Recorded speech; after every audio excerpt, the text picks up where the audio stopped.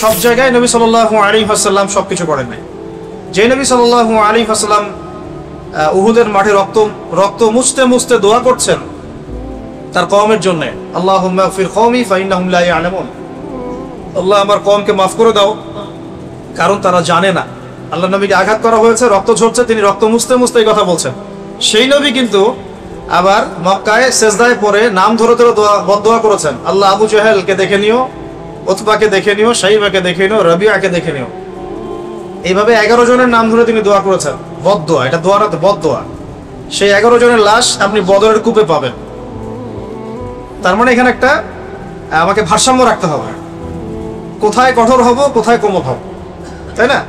যে নবী সাল্লাল্লাহু আলাইহি ওয়াসাল্লাম গতকালকে বলবো হাতেব ইবনে আবি বালতাকে মাফ করে দিলেন রাদিয়াল্লাহু আনহু, সেই নবী সাল্লাল্লাহু আলাইহি ওয়াসাল্লাম সাহাবীদের মধ্যে 2 জন সাহাবীকে ডেকে বললেন, তোমাদের মধ্যে কে আছো কাব বিন আশরাফ আমাকে কষ্ট দিয়েছে, আমার কষ্ট লাঘব করতে পারো, কে আছে?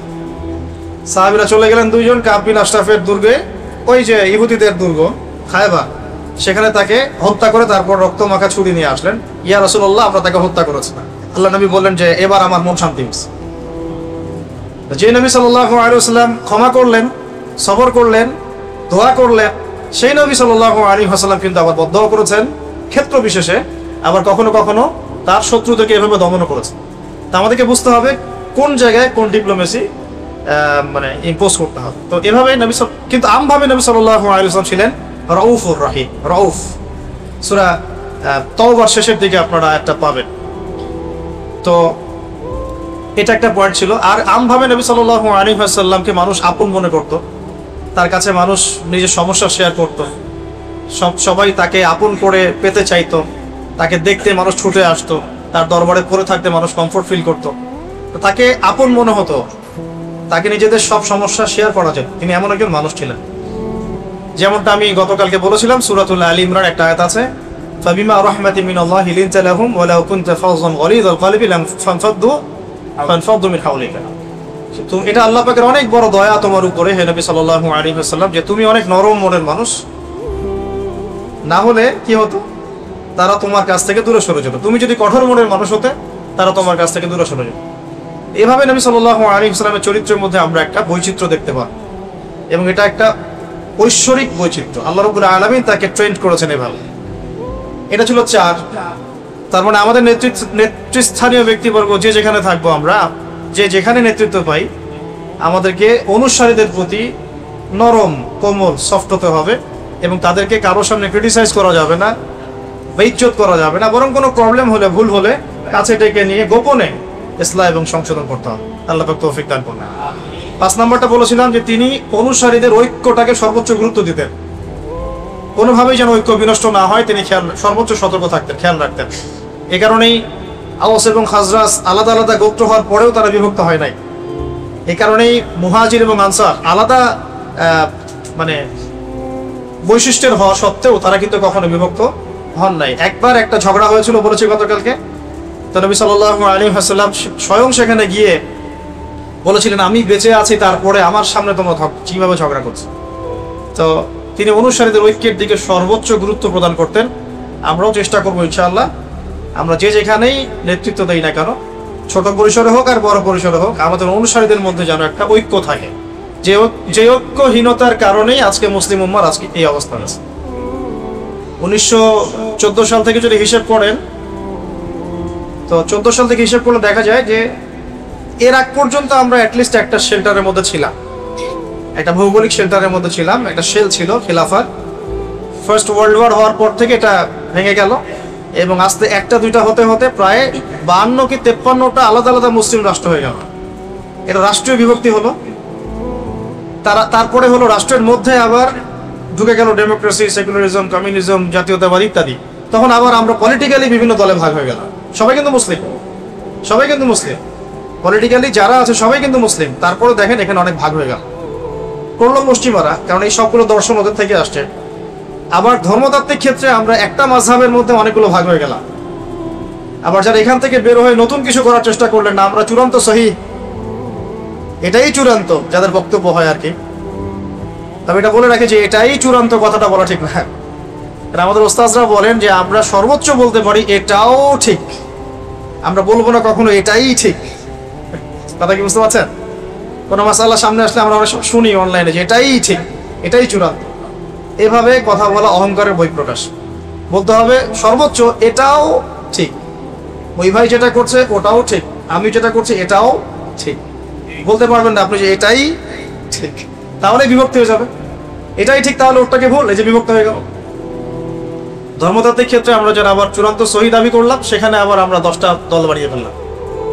এই চলছে, সবার আলাদা আলাদা আমির, আলাদা মামুর, আলাদা ইমারা, আলাদা জামা, আলাদা বায়া। মাশা, এগুলো বোঝেন কিনা? আমির মানে নেতা, মামুর মানে অনুসারী, জামা মানে একটা ইউনিটি, ইমারা মানে তাদের একটা ইমারা, আরেকটা হচ্ছে কি বায়াত নিচ্ছে। দেখা যাচ্ছে সবাই আলাদা আলাদা করে আমরা বায়াত নিচ্ছি, আলাদা আমির, আলাদা ইমারা। এটা যদি দূর না করতে পারি তাহলে আমাদের সামনে ভবিষ্যৎ খারাপ আছে। ভবিষ্যৎ খারাপ, কত খারাপ হতে পারে এটা আমাদের কল্পনাতেও নাই। আর যদি আমরা হকপন্থী যারা, আমরা হকপন্থী তো বুঝতে পারি, হক এবং বাতিলপন্থী বুঝতে পারি, তারা যদি অ্যাটলিস্ট ঐক্যবদ্ধ হওয়ার চেষ্টা করি, ইনশাআল্লাহ তাআলা আগামীতে মুসলিমদের অবস্থা অবশ্যই উন্নত হবে ইনশাআল্লাহ। আর যদি আমরা এখন সেই রকম প্ল্যাটফর্ম নাও পাই, অ্যাটলিস্ট ইয়াং জেনারেশনের উচিত বিভক্তি আরো বাড়িয়ে না দেওয়া, বরং নিজেদের জায়গা থেকে চেষ্টা করা, সর্বোচ্চ চেষ্টা করা, যাতে করে আমরা একটা ঐক্যবদ্ধ প্ল্যাটফর্ম ক্রিয়েট করতে পারি। আল্লাহ তৌফিক দান করুন। আমরা দোয়া করি আল্লাহ পাক আমাদের উপরে এমন নেতৃত্ব নিয়ে আসুন যারা এই বিষয়গুলোকে গুরুত্ব দিয়ে উম্মার ইসলাহ এবং সংশোধনে কাজ করবেন ইনশাআল্লাহ। আর আল্লাহ পাক কাকে কবুল করবেন আল্লাহ ভালো জানেন। আর নেতৃত্বটা এমন একটা বিষয় যেটা সবসময় ক্ষণস্থায়ী হয়, এটা সবসময় ক্ষণস্থায়ী, এটা কখনো দীর্ঘস্থায়ী হয় না। আল্লাহ পাক এর মধ্য দিয়ে মানুষকে পরীক্ষা করেন, সবচেয়ে বড় পরীক্ষা করেন নেতৃত্ব দিয়ে। অতএব যারা এই সেক্টরগুলোতে আছেন, আমরা দোয়া করি আল্লাহ পাক তাদেরকে হেদায়েত দান করুন এবং নবী সাল্লাল্লাহু আলাইহি ওয়াসাল্লামের সিরাত থেকে শিক্ষাগুলো নিয়ে আদর্শ নেতা এবং নেতৃত্বের গুণাবলী অর্জনের তৌফিক দান। 5টা বলেছিলাম গতকালকে, আমি বলেছিলাম যে এটা নিয়ে অনেক কথা বলা যায়, অনেক পয়েন্টস বের করা যায়। তো আজকে আর 5টা বলার চেষ্টা করি ইনশাআল্লাহ, ঠিক আছে? এটা তো গতকালকে যারা শুনেছেন রিভিউ করে দিলাম। 6 নম্বরটা দেখুন, আমি এই জায়গাতে আসছি যে অনুসারীদের মধ্যে তিনি ঐক্য পছন্দ করতেন। অনুসারীদেরকে তিনি কন্টিনিউয়াসলি তালিম এবং তারবিয়াতের মধ্যে রাখতেন। 6 নম্বর, নবী সাল্লাল্লাহু আলাইহি ওয়াসাল্লাম তার ফলোয়ার্সদের মধ্যে, সাহাবীদের মধ্যে সবসময় নিরবিচ্ছিন্নভাবে ছেড়ে দিতেন না, নিরবিচ্ছিন্নভাবে তিনি সাহাবীদেরকে একটা তালিম তারবিয়াতের মধ্যে রাখতেন। কোথায় দলিল দেখুন, মক্কায় প্রচন্ড নির্যাতন চলছে, ঠিক আছে? মক্কায় কত বছর ছিলেন নবী সাল্লাল্লাহু আলাইহি ওয়াসাল্লাম বলেন? 13 বছর। কত বছর? 13 বছর। মদিনায় 10 বছর, ইন টোটাল 23 বছর। তো মক্কার 13 বছর ছিল প্রচন্ড রকম নির্যাতনের সময়, এই তো? এমন কোনো নির্যাতন নাই যেটা করা হয় না। কিন্তু এরকম সংকটময় অবস্থাতেও নবী সাল্লাল্লাহু আলাইহি ওয়াসাল্লাম সাহাবীদের তালিম তারবিয়াতটা বন্ধ করে দেন নাই। তিনি প্রতিদিন সাহাবীদেরকে নিয়ে বসতেন দারুল আরকামে। আমাদের মতো বছরে একটা মাহফিল না, মাসে একটা হালাকা না, প্রতিদিন কন্টিনিউয়াসলি। কোনো দিন তো 2-3 বেলাও বসা হয়, যখনই ওহী আসছে তখনই বসা হয়। আর সাহাবীরা ওখানেই পড়ে থাকতেন, দারুল আরকাম রাদিয়াল্লাহু আনহুর বাসা। হয়তো যারা হজ করে আসছেন তারা আবার দেখেছেন, হয়তো দারুল আরকাম দেখেছেন। দারুল আরকামে নবী সাল্লাল্লাহু আলাইহি ওয়াসাল্লাম সাহাবীদেরকে নিয়ে বসতেন এবং কন্টিনিউয়াসলি দিনী তালিম, প্রশিক্ষণ, তারবিয়ত এগুলো দিতেন। তো এই জিনিসটা কিন্তু স্কুলওয়ালারা নিয়েছে, কলেজওয়ালারা নিয়েছে, ইউনিভার্সিটিওয়ালারা নিয়েছে। এই সিস্টেমটা থেকেই কিন্তু মাদ্রাসা ফর্ম করা হয়েছে, ঠিক আছে? কিন্তু আম জনগণ যারা, আমরা সাধারণ জনগণ, তারা কিন্তু কন্টিনিউয়াসলি তারবিয়ত পাচ্ছি না। এই জন্যে যেটা সবচেয়ে ভালো কাজ যেটা করেছে তাবলিগ জামাত, সেটা হলো এই তারবিয়াত। প্রত্যেক নামাজের বা প্রায় নামাজের পরে তালিম, এটা অনেক বড় খেদমত। এটাতে হয়েছে কি, যে আম জনসাধারণের মধ্যে একটা এই তারবিয়াত হয়েছে। প্রত্যেক নামাজের পরে বয়ান হাদিস থেকে কথা, এটা তারবিয়াত। অনেকে তো বোঝে না, না বুঝেই সমালোচনা করে, কিন্তু প্রত্যেকটা ঘরানার মধ্যে এমন কিছু হিকমা প্রজ্ঞা আছে যেটা আমাদের বুঝের বাইরে।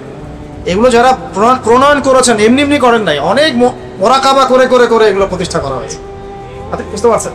হয়তো অনেকে বুঝতে পারেন না, এটা নববী সুন্নাহ। নবী সাল্লাল্লাহু আলাইহি ওয়াসাল্লাম সাহাবীদেরকে কন্টিনিউয়াসলি তারবিয়ত দিতেন। একটা আয়াত নাজিল হতো, সাহাবীরা ওই আয়াতের উপর আমল না করে পরের আয়াত নিতেন না। মনে করেন একটা আয়াত নাজিল হয়েছে, ধরেন যে নামাজ সম্পর্কে বা ইত্যাদি, তো ওই আয়াতের উপরে সাহাবীরা আমল করে প্রতিষ্ঠিত না হওয়া পর্যন্ত নতুন দার্স নিতেন না, মানে নতুন দার্স পড়া নিতেন না। ওমর রাদিয়াল্লাহু আনহু বলছেন সূরা বাকারা আয়ত্ত করতে আমার লেগেছে 12 বছর। কত বছর? তা আমরা তো 3 বছর 4 বছর হাফেজই হয়ে যাচ্ছি। এটা ঠিক আছে, হাফেজ তো হবেই 3-4 বছর মাশাআল্লাহ, কিন্তু এরপরে পড়া ছেড়ে দেওয়া যাবে না। ওটার অর্থ বুঝতে হবে, গভীরে যেতে হবে। ওমর রাদিয়াল্লাহু আনহু তো অর্থ অবশ্যই বুঝতেন, আরবি বুঝতেন, এই জন্যে আয়াত 10টা-20টা করে শিখতেন, আমল করতেন, আবার নতুন আয়াতে। 6 নম্বর পয়েন্টে ছিলাম।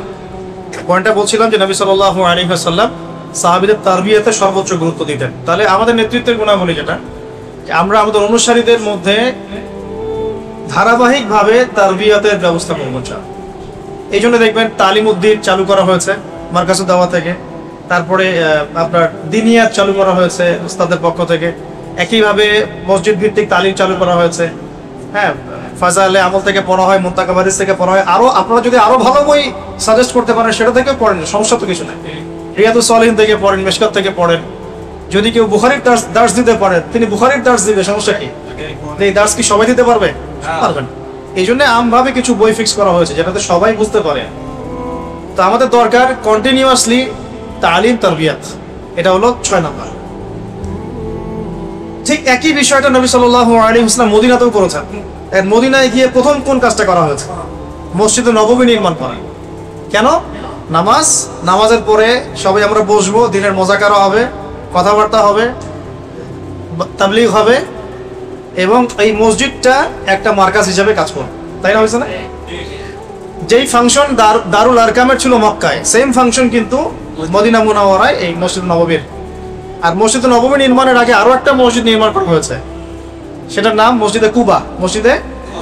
শনিবারে নবী সাল্লাল্লাহু আলাইহি ওয়াসাল্লাম ফজরের নামাজের পরে তিনি তো জিকির আজগার করতেন, তাসবিহ তাহলিল করতেন, ইশরাক করে হেঁটে হেঁটে চলে যেতেন কুবায়, সেখানে গিয়ে 2 রাকাত নামাজ পড়তেন। এটা একটা কবুল উমরার নেকি হবে, এটাও করতে পারে। তো ওই মসজিদের ফাংশনও সেম ছিল, মানে দারুল আরকাম, মসজিদে নববী, মসজিদে কুবা, এই মসজিদগুলো কাজ করেছে মার্কাজুল ইসলাম হিসাবে, ইসলামের মার্কাজ হিসাবে, মার্কাজউদ্দিন, এরকম এই ফাংশনে। হ্যাঁ, তো আমরা যারা ধর্মতাত্ত্বিক হোক বা অন্য যে কোনো জায়গায় নেতৃত্ব পাবো বা পেয়েছি, অনুসারীদের মধ্যে এই চর্চাটা ধারাবাহিকভাবে অব্যাহত রাখা উচিত। আল্লাহ পাক তৌফিক দান। এটা কিন্তু করা হয়। যারা ইউনাইটেড নেশনসে আছে রেগুলার বসে, যারা জাতিসংঘে আছে তারা রেগুলার বসে পরামর্শ করে কোথায় কোন ফাসাদ লাগানো যায়। ঠিক আছে, ওদের ভাষায় হচ্ছে উন্নতি, অগ্রগতি আর ডেমোক্রেসি, আমরা বলি ফাসাদ। কি বলে? আর ফাসাদ আমি নিজে নিজে বলি নাই, আল্লাহ পাক কুরআনে বলেছেন, এটাও দলিল দিচ্ছি। আল্লাহ পাক বলেছেন কি, ওয়াইযা কিলা লাহুম লা তুফসিদু ফিল আরদ, যখন তাদেরকে বলা হয় জমিনে ফাসাদ সৃষ্টি করো না, ক্বালু, তারা বলে, ইন্নামা নাহনু মুসলিহুন, আমরা তো ইসলাহকারী, আমরা তো সংশোধনকারী, আমরা তো এখানে ডেমোক্রেসি প্রতিষ্ঠা করতে আসছি, আমরা তো এখানে সাম্য প্রতিষ্ঠা করতে আসছি, আমরা আসছি সন্ত্রাসীদেরকে মেরে ফেলবো যাতে বিশ্বে শান্তি স্থাপিত হয়। আর মারতেছে সব মুসলমানদের, সব মুসলমান। ঠিক আছে, তো আল্লাহ পাক কিন্তু কুরআনে সবই বলেছেন, আমরা বুঝি না। আল্লাহ বলছেন যখন আমরা বলি যে দুনিয়াতে ফাসাদ সৃষ্টি করো না, তারা বলে আমরা তো ইসলাহকারী, সংশোধনকারী। আবার যারা পলিটিক্যাল অ্যাফেয়ার্সের সাথে তারাও নিয়মিত বসেন, যারা যারা কমিউনিজমের সাথে আছেন তারাও নিয়মিত চা চক্র করেন, যারা সুদী এনজিওর সাথে আছেন তারাও নিয়মিত উঠান বৈঠক করেন, সব যারা মিশনারি, খ্রিস্টান মিশনারিতে কাজ করছে বাংলাদেশে তারাও নিয়মিত বসে। সবাই নিয়মিত কিন্তু কন্টিনিউয়াসলি একটা তারবিয়াত প্রশিক্ষণের মধ্যে থাকে, কর্মশালা হয়, সেমিনার হয়, এইটা ওইটা হয় না। তো এই জিনিসটা মুসলিমদের করা উচিত। যদি আমরা প্রতিকূল পরিবেশেও থাকি, অ্যাটলিস্ট বাসায় এটা করা উচিত। বাসায় তালিম করবেন কন্টিনিউয়াস, আল্লাহ পাক তৌফিক দান। আর এটা ছোট বাচ্চাদেরকেও এর মধ্যে ইনভলভ করতে হবে। আর এই বাচ্চারাই আগামী দিনে আল্লাহর রাস্তার দাওয়াতের কাজও করবে, ইনশাআল্লাহ জিহাদের কাজও করবে। এই বাচ্চারাই করবে ইনশাআল্লাহ। আমরা তো বুঝতে পারছি যে সময় আস্তে আস্তে ক্লোজিং ডাউন। 7 নম্বর হচ্ছে সবর। 7 নম্বর কি? সবর বা ধৈর্য। আমি আপনাদেরকে একটু বলি, মক্কা মদিনা উভয় জীবন মিলে নবী সাল্লাল্লাহু আলাইহি ওয়াসাল্লামের মতো সবরকারী কোনো ব্যক্তি এই মহাবিশ্বে নাই, কোনো ব্যক্তি নাই। এত ধৈর্য, এত সবর, সবর আর সবর, মানে আমরা বলতে গেলে মানে আমরা নিজেদের আবেগ নিয়ন্ত্রণ করতে পারবো। একজন ব্যক্তি যার আগেও কোনো গুনাহ নাই, পিছনেও কোনো গুনাহ নাই, শুধুমাত্র উম্মার স্বার্থে তিনি দিন রাত মানুষের দুয়ারে দুয়ারে ইসলামের দাওয়াত দিচ্ছেন, রাতের বেলা নামাজ পড়ছেন, সেই নামাজে পা ফুরিয়ে ফেলছেন। সকালবেলা কাবা ঘরের সামনে গিয়ে নামাজ পড়ছেন, আবু জাহেল আবু লাহাবেরা গিয়ে চাদর দিয়ে উঠে নাড়ি ভুড়ি দিয়ে তাকে পেঁচিয়ে ধরেছে, গলা দিয়ে মনে হয় শ্বাস বের হয়ে যায় যায় অবস্থা। ফাতিমা রাদিয়াল্লাহু আনহা এসে এটা সরালেন। ধৈর্য। তিনি রাস্তা দিয়ে হেঁটে যাচ্ছেন, একজন কাফের তাকে থুতু দেওয়ার চেষ্টা করেছিলেন, বদদোয়া করেন নাই তিনি। ধৈর্য। তায়েফে গিয়েছেন, তায়েফে 3 জন ভাই ছিল, আব্দে ইয়ালাইল একজনের নাম, আব্দে মাসউদ, আরেক নাম হচ্ছে হাবিব বিন আমর। 3 জন। এই 3টা বড় বড় গোত্রের লিডার, মানে আমাদের ধরেন বড় বড় 3টা দলের মানে যারা চেয়ারম্যান, এরকম আর কি। ওরা ইসলাম কবুল করলে বাকিরা করবে, এরকম একটা ভাব। তো তায়েফের এই 3 গোত্রের এই সর্দাররা তো ইসলাম কবুল করলোই না, ছোট ছোট ছেলেদেরকে লেলিয়ে দিল, ওই যে পাগল লোকটাকে ঢিল মেরে আসো যাও। শুধু একটা দুইটা ঢিল না, বৃষ্টির মতো পাথর পড়তে লাগলো, বৃষ্টির মতো পাথর। সাথে ছিলেন যায়েদ বিন হারেসা রাদিয়াল্লাহু আনহু, নবী সাল্লাল্লাহু আলাইহি ওয়াসাল্লাম পালক পুত্র বলা হতো। যায়েদ বিন হারেসা রাদিয়াল্লাহু আনহু, বলে রাখি, এটা কুইজ রাখতে পারেন, কোরআনে একমাত্র সাহাবী যার নাম এসেছে তার নাম যায়েদ বিন হারেসা। সুবহানাল্লাহ। কোরআনে মাত্র একজন সাহাবীর নাম আছে, 25 জন নবীর নাম আছে, একজন সাহাবীর নাম আছে, তার নাম যায়েদ বিন হারেসা। কোন সূরায় আছে এটা বলে দিব না, খুঁজে বের করুন। তিনি নবী সাল্লাল্লাহু আলাইহি ওয়াসাল্লামের সামনে এরকম করে দাঁড়িয়ে আছেন যে পাথরগুলো লাগলে আমার গায়ে লাগুক। তারপরেও নবী সাল্লাল্লাহু আলাইহি ওয়াসাল্লামের মাথা মোবারক, তারপরে যে থুতনি, হাঁটু, এগুলোতে পাথর লেগেছে, এবং জুতা, যে জুতাটা তিনি পরেছিলেন এটা রক্ত দিয়ে জমে গেছে, রক্ত দিয়ে পায়ে জমে গেছে। তবুও তিনি বদদোয়া করেন নাই। তায়েফ থেকে আসার পথে খেজুর বাগান, আঙ্গুর বাগানে বসেছিলেন। আঙ্গুর বাগানে বসা অবস্থায় মালাকুল জিবাল এসেছে, পাহাড় পর্বত নিয়ন্ত্রণকারী ফেরেশতা, সাথে জিবরাইল আলাইহিস সালাম। তারা এসে বলছেন, ইয়া রাসূলুল্লাহ, আপনার সাথে যে আচরণ করা হয়েছে আমরা দেখেছি, আল্লাহ দেখেছেন। আপনি যদি দোয়া করেন, আপনি যদি চান, আমরা 2 পাহাড়ের মাঝখানে এদেরকে ফেলে পিষে দিব। নবী সাল্লাল্লাহু আলাইহি ওয়াসাল্লাম বলছেন, শুনেন কি বলছেন। তিনি বলছেন, বাল আরজু, বরং আমি এটা চাই, আইয়ুখরিজাল্লাহু মিন আসলাবিহিম কওমুন, আল্লাহ পাক তাদের ঔরস থেকে এমন একটা সম্প্রদায় যেন বের করেন, আল্লাযীনা ইয়াবুদুনাল্লাহ ওয়া লা ইউশরিকুনা বিহি শাইআ, যারা আল্লাহর ইবাদত করবে তার সাথে কাউকে শরীক করবে। এটা আমাদের নবীর চরিত্র, তার ক্যারেক্টার, তার সবর। আমি কিন্তু বলে দিয়েছি, তিনি যে নবী এরকম সবর করেছেন, সেই নবী কাব বিন আশরাফকে হত্যার জন্য লোক পাঠিয়েছেন। সেই নবী বদরে অস্ত্র ধরেছেন, উহুদে অস্ত্র ধরেছেন। বুঝতে হবে কখন কি, কারণ এটা তিনি উম্মার জন্য করছেন, উম্মার স্বার্থে, দিনের স্বার্থে। ব্যক্তিগত আক্রোশের কোনো প্রতিশোধ তিনি নেন নাই। একজন সাহাবীর নাম বলি, আবু হুরায়রা রাদিয়াল্লাহু আনহু, নাম শুনেছেন? আবু হুরায়রা রাদিয়াল্লাহু আনহু কোন গোত্রের আপনারা জানেন? এই তায়েফের সেই যে গোত্রটা ছিল তার পরবর্তী জেনারেশন হচ্ছে আবু হুরায়রা রাদিয়াল্লাহু। সেদিন যদি বদদোয়া করা হতো, হয়তো আজকে আপনি আবু হুরায়রা রাদিয়াল্লাহু আনহুকে পেতেন না। সুবহানাল্লাহ। সবর, সবর কি, নিজের চাচারা সারাদিন গালিগালাজ করে, খুব কষ্ট না? যে স্ত্রী, সন্তান, আশপাশের মানুষ যদি বিপথে চলে যায়, আপনাকে সাপোর্ট না করে, কষ্ট না এটা? এর চেয়ে বড় কষ্ট আর কি হতে পারে? চাচারা সারাদিন গালিগালাজ করে, মানুষ তাকে সারাদিন গালি দেয়, কেউ বলে মজনুন, পাগল, এই যে পাগল যাচ্ছে, আপনি মনে করেন রাস্তায় যাচ্ছেন, কেউ 4-5 থেকে লোকজন বলছে এই যে পাগল যায়, কেমন লাগবে আপনার শুনতে? যাচ্ছেন আপনি, কেউ বলছে এই যে মজনুন, এই যে সাহের, জাদুকর যাচ্ছে, এই যে কাযযাব, মহামিথ্যাবাদী যাচ্ছে, এই ফারিকুল জামাত বিভক্তকারী যাচ্ছে, এরকম প্রায় 15-16টা গালি তাকে খেতে হয়েছে। সবর করেছেন, ধৈর্য ধরেছেন, সবর। সাহাবীদেরকে অত্যাচার করা হচ্ছে তার সামনেই। অনেক সময় নিজে সবর করা যায় কিন্তু অন্যের কষ্ট দেখা যায় না। সাহাবীদেরকে তার সামনে মারা হচ্ছে, কাউকে ঝুলিয়ে, কাউকে ওই বালুর মধ্যে শুইয়ে, কাউকে পাথর চাপা দিয়ে, কত কি। সুমাইয়া রাদিয়াল্লাহু আনহাকে বর্ষা নিক্ষেপ করে হত্যা করা হলো, বেলাল ইবনে রাবাহকে মরুভূমিতে শুইয়ে নির্যাতন করা হচ্ছে, সুহাইব রুমিকে এমন আঘাত করা হচ্ছে চোখ নষ্ট হয়ে গেছে একটা।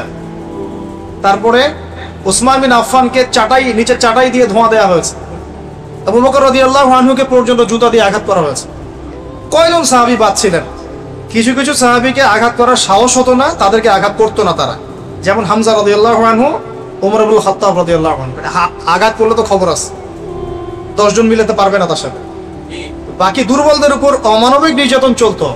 নবী সাল্লাল্লাহু আলাইহি ওয়াসাল্লাম বলতেন, ইসবিরু, তোমরা সবর করো, ফাইন্না মাউইদাকুমুল জান্নাহ, তোমাদের জন্য অপেক্ষা করছে জান্নাত। নেতৃত্বের গুণাবলী ধৈর্য, প্রচন্ড ধৈর্য, এবং অনুসারীদেরকেও ধৈর্যশীল হতে হবে। আল্লাহ পাক তৌফিক দান। আমরা কিন্তু অনুসারী হিসেবে ধৈর্যশীল না, জানেন, খুব অস্থির অস্থির, মানে 1 মাসে কেন হচ্ছে না, 3 মাসে কেন হচ্ছে না, এত হচ্ছে, এত আন্দোলন হলো, এত কিছু হলো, কেন পরিবর্তন আসছে না, আমরা খুব অস্থির। আমাদের নবীজির 23 বছর লেগেছে, 23 বছর। নূহ আলাইহিস সালাম দাওয়াত দিয়েছেন 950 বছর, 950 বছর। আগেকার বনু ইসরাইলদের যে কওম, তারা এক একজন হায়াত পেয়েছে 500 বছর, 1000 বছর, 2000 বছর, 1500 বছর। আমরা অনেক অস্থির, আমাদের সবর কম। আল্লাহ পাক আমাদেরকে সবর দান করুন। আমিন। সবরের অনেক দৃষ্টান্ত আছে। তায়েফের, উহুদের তো জিতে যাচ্ছিলাম, নবী সাল্লাল্লাহু আলাইহি ওয়াসাল্লাম বলেছিলেন জাবালে রুমা থেকে তোমরা নামবে না নিচের দিকে, মনে আছে? কিন্তু 50 জন সাহাবী আল গনিমা বলে নেমে গিয়েছেন। এটা একটা ভুল ছিল, নেতার আদেশ অমান্য করা হয়েছে এখানে। বাস খালিদ বিন ওয়ালিদ রাদিয়াল্লাহু আনহু পিছন দিক থেকে এসে একদম ঘোড়সাওয়ার নিয়ে এসে দুই দিকে চাপে পিষ্ট হয়ে, হয়তো বা কতক্ষণ হবে, 1 ঘন্টা 2 ঘন্টা, এর মধ্যেই 70 জন সাহাবী শহীদ হয়ে গেলেন। আল্লাহ নবীর সামনে সাহাবীর একের পর এক শহীদ হচ্ছে, একের পর এক। আমি নিজেও কিন্তু খুব দুর্বল মনের মানুষ। কেন বলছি? আমরা হয়তো গরু ছাগল এগুলো জবাই করতে পারি, সমস্যা হয়, কিন্তু কোনো মানুষের রক্ত দেখলে কিন্তু খারাপ লাগে। অনেকে নিতে পারে না, আমি নিতে পারি না। মানুষের রক্ত, মানে রক্তাক্ত অবস্থা, এটা দেখতে কিন্তু একটা শক্ত কলিজার দরকার আছে। অনেকে নিতে পারে না, আপনি কিন্তু নিতে পারেন। তো একটু চিন্তা করেন, নবী সাল্লাল্লাহু আলাইহি ওয়াসাল্লামের পাশে তার প্রিয় মানুষরা এইভাবে একজন একজন করে শহীদ হচ্ছে। শেষের দিকে তার কাছে 9 জন মানুষ ছিল, 9 জন সাহাবী, একজন একজন করে শহীদ হতে লাগলেন, একজন একজন করে। ওই সময় সাদ বিন আবি ওয়াক্কাস রাদিয়াল্লাহু আনহু টিকে ছিলেন, আর তালহা বিন উবাইদুল্লাহ, এই দুজন, বাকি সব শেষ, সব শহীদ। আর তালহা রাদিয়াল্লাহু আনহুর গায়ে তখন 40 থেকে 50টা তরবারির আঘাত আছে। এটা সহ্য করার জন্য কত সবরের দরকার, কত মেন্টাল স্ট্রেংথের দরকার, তুমি ভাবতে হবে এগুলো আমাদের। কারণ আমরা কিন্তু সিরাত পড়ি, কিন্তু অনুধাবন করতে পারি না। আমি ওই যে খুব অনুধাবন করে বোঝাতে পারছি, আমি দাবি করছি না, কিন্তু চেষ্টা করছি ব্যাপার হিসাবে। সাদ বিন আবি ওয়াক্কাস রাদিয়াল্লাহু তীর ছুটতে থাকলেন, এবং তিনি খুব মারাত্মক তীরন্দাজ ছিলেন। হাদিসে আসছে যে তীরের মধ্যে বরকত আছে, ঘোড়ার মধ্যে বরকত আছে, এগুলো উঠে গেছে এখন। তো এই একমাত্র সাহাবী সাদ বিন আবি ওয়াক্কাস রাদিয়াল্লাহু আনহু, যার ব্যাপারে আমাদের নবীজি এই কথা বলেছেন, হে সাদ, তোমার উপর আমার পিতামাতা কুরবান হোক। সাদ বিন আবি ওয়াক্কাস রাদিয়াল্লাহু আনহু বীরত্ব দেখে নবী সাল্লাল্লাহু আলাইহি ওয়াসাল্লাম বলেছেন, হে সাদ, তোমার জন্য আমার পিতামাতা কুরবান হোক। কিন্তু সবসময় দেখি সাহাবীরা বলেন, ইয়া রাসূলুল্লাহ, আপনার জন্য আমার পিতামাতা কুরবান। তালহা রাদিয়াল্লাহু আনহু ওই অবস্থাতে আল্লাহর নবীকে ঘাড়ে নিয়ে উহুদ পাহাড়ের উপরে উঠেছেন, একটা সেফ জোনে নিয়ে গেছেন। সাহাবীরা আস্তে আস্তে উপরে উঠেছেন। সবর দেখেন, ধৈর্য, কত ধৈর্য ধরতে পারে একটা মানুষ। তাকে শুধু 14-15টা গালি দেওয়া হয়েছে তাই নয়, তাকে প্রায় 15 বার হত্যাও করার চেষ্টা করা হয়েছে। সবর দেখেন, ইস্তেকামা, সবর। তিনি শুয়ে আছেন একটা যুদ্ধে, রেস্ট নিচ্ছেন, তাঁবুর কাছাকাছি একটা মুশরিক চলে আসছে। তখন তরবারিটা ঝুলানো ছিল গাছের উপরে। ওই তরবারিটা নিয়েই সেই মুশরিক এটা খুলে আল্লাহ নবী সাল্লাল্লাহু আলাইহি ওয়াসাল্লামকে তাক করে ধরে বলছে। ওই সময় তিনি ঘুম থেকে উঠে গেছেন। তখন নবী সাল্লাল্লাহু আলাইহি ওয়াসাল্লাম বলা হয়েছে, এবার আপনাকে কে বাঁচাবে? ঘুম থেকে চোখ খুলে উঠেই বলছেন, আল্লাহ বাঁচান, আল্লাহ বাঁচান। বলার সাথে সাথেই হাত থেকে তরবারি পড়ে গেছে এই বেচারা। আল্লাহ নবী এবার তরবারি উঠায় ওকে ধরে বলছেন, তোমাকে এবার কে বাঁচাবে? সবর, ইস্তেকামা। সিরাত পড়তে থাকেন, আমি বলে শেষ করতে পারবো, 24টা ক্লাস লাগবে এছাড়া। অনেক ঘটনা, সবরের অনেক ঘটনা। এই যে বখিরা খনন, আপনার এই আপনার খন্দকের যুদ্ধের আগে 4টাখানি কথা, প্রত্যেকের হাতে 10 হাত করে পড়েছে, বখিরা খনন করতে হবে। নবী সাল্লাল্লাহু আলাইহি ওয়াসাল্লামের পেটে খাবার নাই, পাথর বেঁধেছেন। এটা তো গেল আপনার খন্দকের কথা। এর আগেও মক্কাতে 3টা বছর নবী সাল্লাল্লাহু আলাইহি ওয়াসাল্লাম সাহাবীদের সবাইকে শিয়ারে আবু তালেব নামক জায়গায় বয়কটের জীবনযাপন করতে হচ্ছে। Boycott, sanction, boycott. মক্কার কেউ কথা বলবে না, কেউ লেনদেন করবে না, কেউ বেচাকেনা করবে না, কেউ খাবার দিবে না, কেউ বিয়ে শাদী করবে না, কিছুই করবে না। 3 দিন না, 3 মাস না, 3 বছর তারা এই সমাজ থেকে বয়কট অবস্থায় জীবনযাপন করেছে।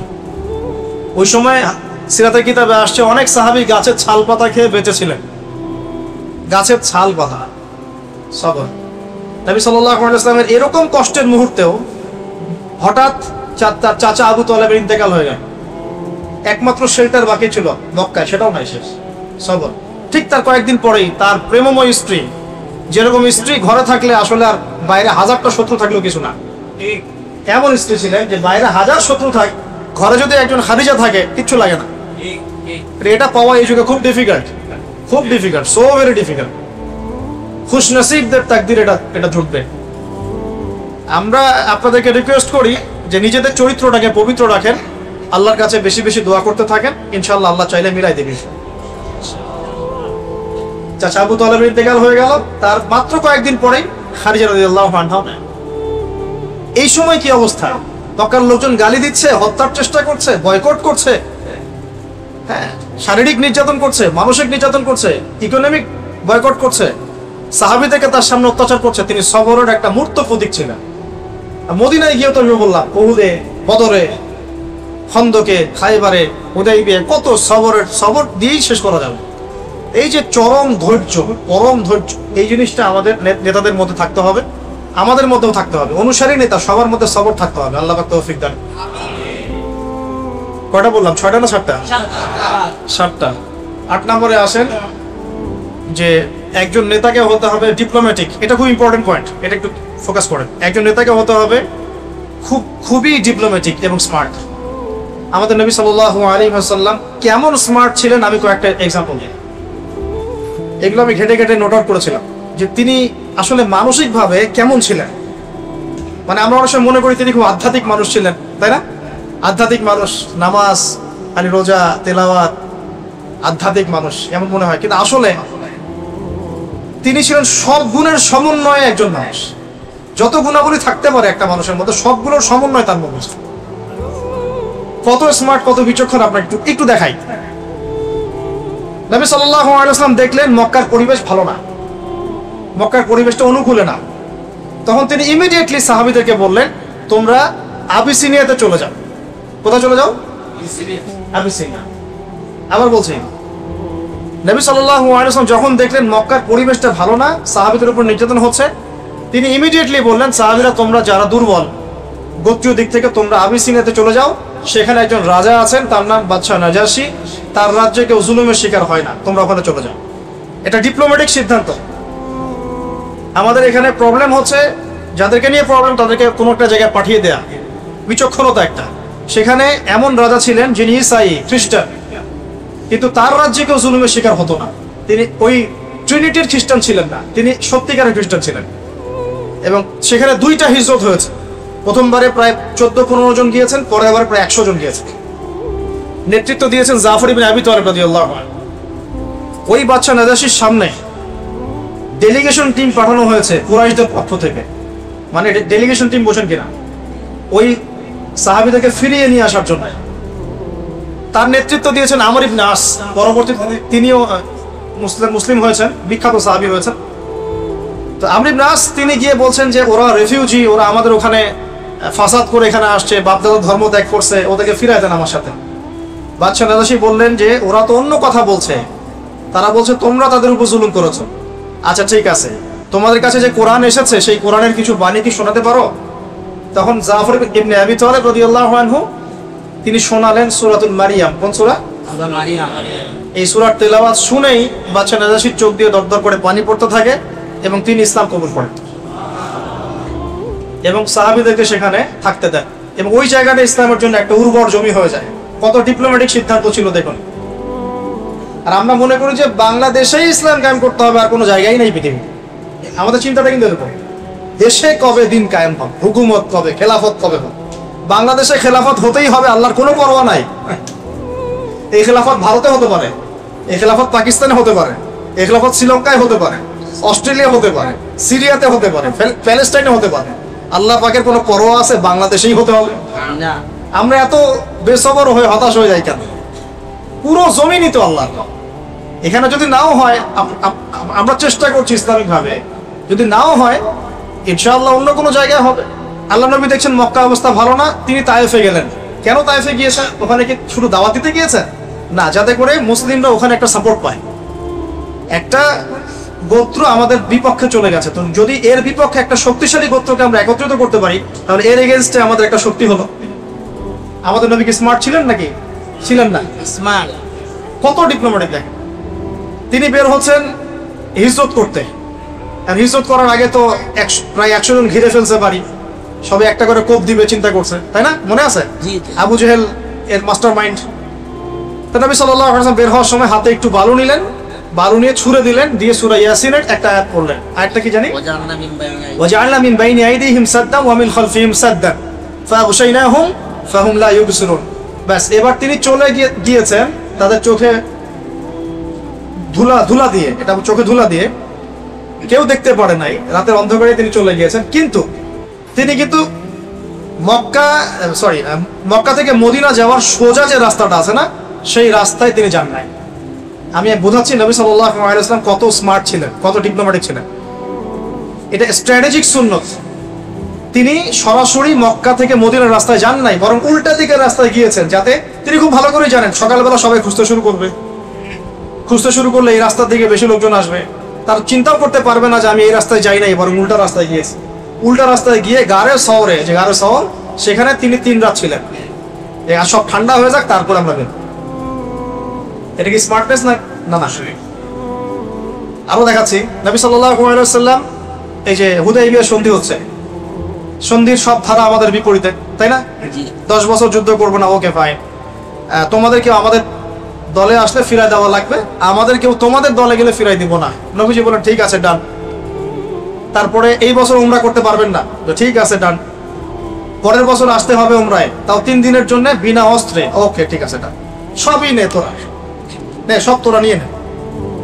প্রত্যেকটা সিদ্ধান্তের পিছনে বসিরা ছিল। 10 বছর যুদ্ধ করতে পারবো না মানে 10 বছর আপনি আমার সাথে কোনো ক্যাচালে যাবেন, মানে আপনি আপনার কাজ করবেন, আমি আমার কাজ করবো, কোন সন্ধি চুক্তি আপনার সাথে। এবং আমার শত্রুদের বিরুদ্ধে আপনি, মানে আমার শত্রুদেরকে আপনি আমার বিরুদ্ধে সাহায্য করতে পারবেন না। মনে করেন আপনাদের, মনে করেন এই ভাইয়ের সাথে এই ভাই সন্ধি হয়েছে, এ ভাই 10 বছর আমরা লড়াই করবো, 10 বছর লড়াইও করবো না, আপনি আপনার কাজ করবেন, আমি আমার দাওয়াতি কাজ করবো। আমার যে শত্রুরা আছে এই শত্রুদেরকে আপনিও হেল্প করতে পারবেন না, আপনার শত্রুকে আমি হেল্প করতে পারবো, ঠিক আছে? এই সন্ধি হওয়ার পরেই, এই সন্ধি করে মদিনায় যাওয়ার পরেই নবী সাল্লাল্লাহু আলাইহি ওয়াসাল্লাম খায়বারকে আক্রমণ করেছেন। খায়বারে আছে ইহুদিরা, কারা আছে? ওই লাস্ট গোত্র একটা বাকি আছে, 3টা গোত্রকে তো বিদায় করা হয়েছে, 4 নম্বর এই গোত্রটা বাকি আছে খায়বারে। এটা একটা বিশাল জায়গা, যে দখল করতে পারবে সব দিক থেকে লাভবান হবে। কেন খায়বার তিনি এখন আক্রমণ করলেন, আগে করলেন না কেন? আগে যদি করতেন তাহলে মুশরিকরা তাদের সাথে সন্ধি করে একসাথে ঐক্যবদ্ধ শক্তি হতে পারত। এবার তিনি হুদাইবিয়া সন্ধি করেছেন, 10 বছর আমরা লড়াই করব না, অতএব 10 বছর তুমি আমার শত্রুদেরকে হেল্প করতে পারো, ঠিক আছে? এবার তিনি খায়বার আক্রমণ করলেন, ওই মক্কার কুরাইশরা ওদেরকে কোনো সাহায্য করতে পারলো না, ওদেরকে আমরা বাগে পেয়ে একাই খেয়ে ফেললাম। মানে আগে বড় শত্রুর হাতটা চেপে ধরলাম, তারপর ছোট সবগুলোকে সাইজ করা হয়। এটা ডিপ্লোম্যাটিক সিদ্ধান্ত না? এটা হচ্ছে তার স্ট্র্যাটেজিক ইন্টেলেকচুয়াল একটা অবস্থান, স্ট্র্যাটেজিক সুন্নাহ বলতে পারি। এগুলো আমাদের মধ্যে নাই, হারাই গেছে। আমাদেরকে তো একটু রসকস মাখা কথা বললেই আমরা মুনাফিকদেরকেও ভুলে যাই, তাই না? রসকস মাখা একটু কথা বললে আমরা আসি আপনাদের সাথে, চলেন, বাস আমরা হ্যাঁ মাশাআল্লাহ একদম পাগল হয়ে যাই। কিন্তু আসল কথা হচ্ছে মানুষের খাসলত কখনো পরিবর্তন হয় না।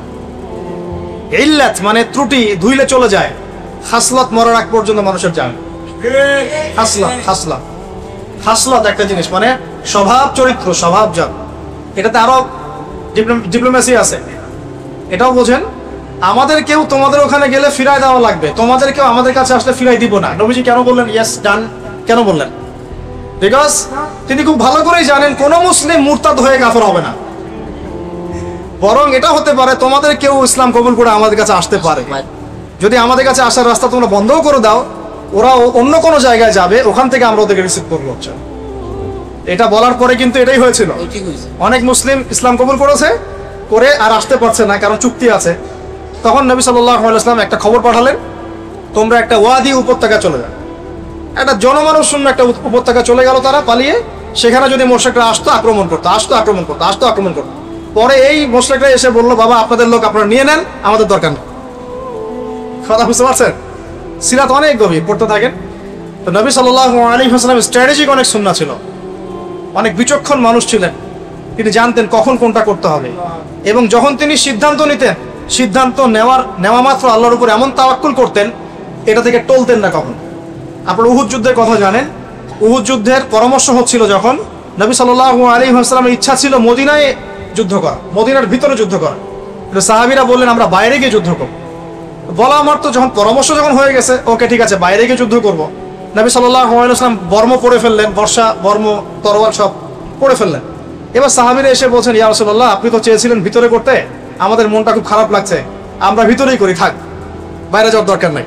নবীজি বললেন যে একজন নবীর জন্য এটা বৈধ নয়, উচিত নয় যে বর্ম পরার পরে আবার খুলে ফেলবে, আমরা বাইরে গিয়ে যুদ্ধ করব।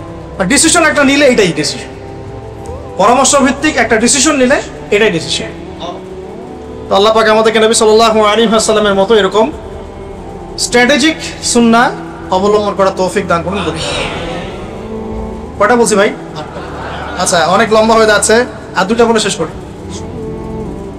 শেষ করি সংক্ষিপ্ত করে। 9 নম্বর হচ্ছে নবী সাল্লাল্লাহু আলাইহি ওয়াসাল্লাম এই বিশ্বটাকে একটা সফল রাষ্ট্রের কাঠামো দিয়েছেন। এই জায়গাটা একটু ভালো করে বোঝেন। আরবের ওই সময়কার কথা চিন্তা করে, তখন গোত্রভিত্তিক শাসন ছিল। তখন কি কোনো ডেমোক্রেসি, সেকুলারিজম, এই ন্যাশনালিজম এগুলো কিছু ছিল না, কিছু না। একটা আধুনিক রাষ্ট্রের কাঠামো কিন্তু ছিল না, গোত্রভিত্তিক কাঠামো ছিল। যারা রাষ্ট্রবিজ্ঞান পড়ছেন তারা তো জানেন। আমরা একটা আজীব সময় বাস করি। এখন পলিটিক্স করতে পলিটিক্যাল সায়েন্স পড়তে হয় না।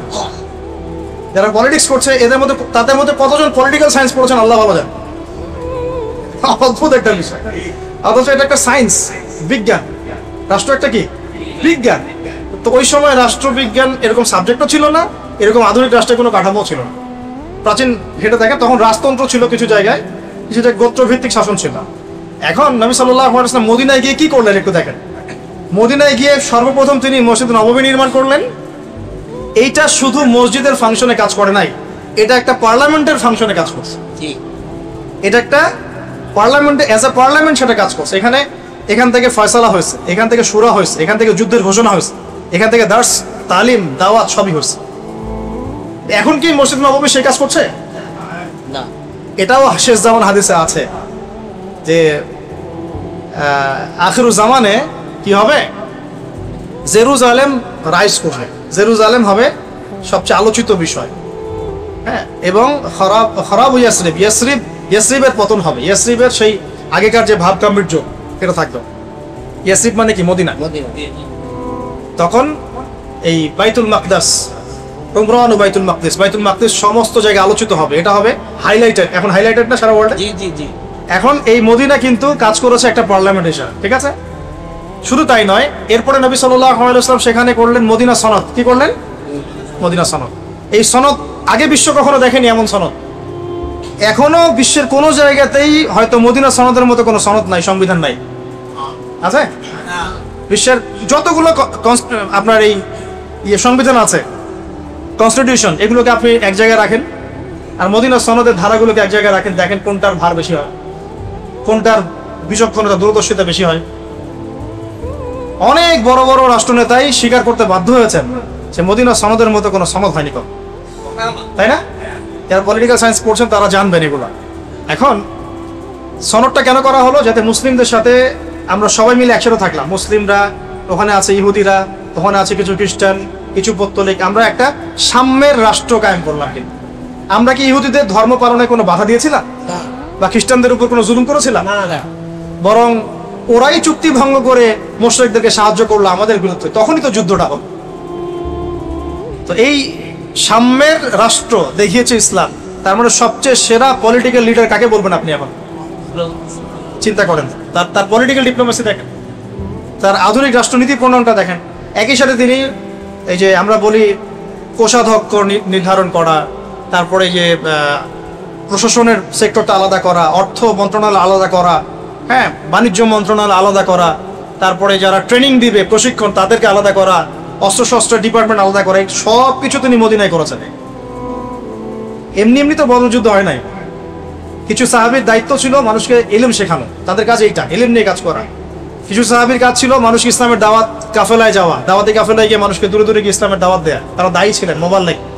কিছু সাহাবী ছিলেন যারা ছিলেন সামরিকভাবে খুব দক্ষ, তারা মানুষকে শেখাতেন কিভাবে যুদ্ধ করতে হয়। কিছু সাহাবী ছিলেন ব্যবসা বাণিজ্য ভালো বুঝতেন, তারা ব্যবসার সেক্টরটা নিয়ন্ত্রণ করতেন। এভাবে পুরো রাষ্ট্রটাকে সাজানো হয়েছিল। এটার উপর দাঁড়িয়েই সবচেয়ে সোনালী শাসন কায়েম করেছিলেন ওমর ইবনুল খাত্তাব রাদিয়াল্লাহু আনহু। আর একটা বিষয় বলে শেষ করি, সেটা হলো নবী সাল্লাল্লাহু আলাইহি ওয়াসাল্লাম তার যে ভিশন, এই যে গোল, এই ভিশনটাকে বাস্তবায়ন করেছেন দুটো পদ্ধতিতে। একটা হলো দাওয়াত, একটা হলো জিহাদ। একটা হলো দাওয়াত, একটা জিহাদ। নবী সাল্লাল্লাহু আলাইহি ওয়াসাল্লাম মক্কাতে অনেক নির্যাতন সহ্য করেছেন, নিপীড়ন সহ্য করেছেন, গালি খেয়েছেন, সাহাবীরা একের পর এক শহীদ হয়েছে, কিচ্ছু বলেন নাই, কিচ্ছু না। তাকে যত গালি দেওয়া হয়েছে মক্কায়, তিনি কিছুই বলেন। কিন্তু যখন তিনি মদিনায় এসেছেন অ্যাজ এ প্রেসিডেন্ট, ইউনাইটেড করেছেন কমিউনিটিটাকে, একটা আধুনিক রাষ্ট্রের কাঠামো দিয়েছেন, সামরিক বাহিনী হয়েছে, অস্ত্রশস্ত্র হয়েছে, একটা পুরো একটা আইডিয়াল রাষ্ট্র, আইডিয়াল নেশন যখন তিনি ফর্ম করেছেন, এরপরে যদি কেউ ওই রাষ্ট্রের স্বাধীনতা, সার্বভৌমত্ব এসবের দিকে চোখ দিয়েছে, তিনি কাউকে ছাড়েন নাই। ছেড়েছেন? একদম না, এক জিরো টলারেন্স একদম। বরং মদিনার আশপাশ দিয়ে যদি কোনো কাফেলা যায়, সেটাকে আক্রমণ করা হয়েছে। আমার স্থলপথ তুমি কেন ব্যবহার করবা আমাদের অনুমতি ছাড়া, ট্যাক্স না দিয়ে? তখন ট্যাক্স দেওয়া লাগছে, জিজিয়া করা লাগছে। যারা মানে নাই, যুদ্ধ হয়েছে। আপনারা মনে করেন যে বদর যুদ্ধ মানে প্রথম যুদ্ধ, আসলে তা নয়। বদর যুদ্ধের আগে অনেকগুলো সারিয়া যুদ্ধ হয়েছে। সারিয়া মানে হচ্ছে এমন যুদ্ধ যেখানে নবী সাল্লাল্লাহু আলাইহি ওয়াসাল্লাম নিজে উপস্থিত ছিলেন না, সাহাবীদেরকে দায়িত্ব দিয়ে পাঠিয়েছে, তুমি যাও এভাবে। আর গাজওয়া হচ্ছে সেই যুদ্ধ যেখানে নবী সাল্লাল্লাহু আলাইহি ওয়াসাল্লাম নিজে উপস্থিত থেকে যুদ্ধ করেছেন। বদর গাজওয়া, উহুদ হচ্ছে গাজওয়া, খন্দক এগুলো গাজওয়া। তো যখন রাষ্ট্র ফাংশন হয়ে গেছে, ইউনিটি হয়ে গেছে, আমাদের মসজিদ নববী হয়ে গেছে, এবার নবী সাল্লাল্লাহু আলাইহি ওয়াসাল্লাম পুরো রাষ্ট্রের স্বাধীনতা, সার্বভৌমত্ব এগুলো নিশ্চিত করার স্বার্থে যা যা করার তাই করেছে। দাওয়াতের মেহনতও চলেছে এবং জিহাদ একই সাথে জিহাদও চলেছে। এখন কিন্তু মুসলমানরা এই জায়গায় আসতে পারে নাই, এটা বুঝতে হবে আমাদের। নবী সাল্লাল্লাহু আলাইহি ওয়াসাল্লাম এই দুটোই একই সাথে চালিয়েছেন, দাওয়াত এবং জিহাদ। আস্তে আস্তে আস্তে আস্তে ইসলাম ছড়িয়ে গেছে। একই সাথে তিনি পররাষ্ট্র নীতি অ্যাপ্লাই করেছেন। দাওয়াত দিয়েছেন রোমক সম্রাটকে, দাওয়াত দিয়েছেন আবিসিনিয়ায়, দাওয়াত দিয়েছেন হিরাক্লিয়াসকে, মুকাউকিসকে, এতে বুসরা, আপনার আজারবাইজান, এই বাহরাইন, বিভিন্ন রাষ্ট্রে তিনি দাওয়াতি কাফেলা পাঠিয়েছেন। মনে আছে? পারস্য, কিসরা, সব জায়গায়। এটা কেন? যাতে করে এই দাওয়াতটা শুধু জাজিরাতুল আরবের মধ্যেই না থাকে, পুরো বিশ্বে যেন ছড়িয়ে যায়। তো এই যে দাওয়াতের একটা ব্যাপক মেহনত, এটা অব্যাহত থাকতে হবে। একজন নেতার উচিত হবে তার আদর্শটাকে সর্বত্র প্রচার করা, যেটা কিন্তু সবাই করছেও।